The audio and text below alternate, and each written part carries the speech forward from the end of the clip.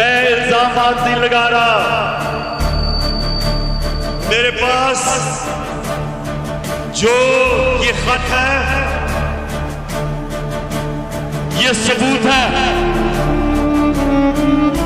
ये मेरे पास जो खत है ये सबूत है।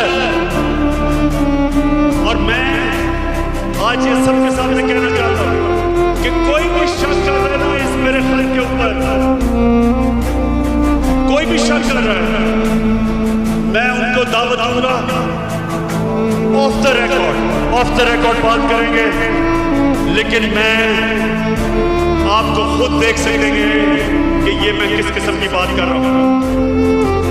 अपनी कौम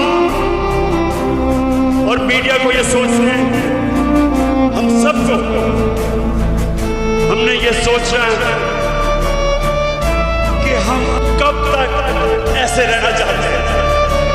मैं अपनी कौम को भी कह रहा हूं, अपनी मीडिया को भी कह रहा हूं कि हम कितनी देर इस तरह गुजारा करेंगे। धमकियां मिल रही हैं,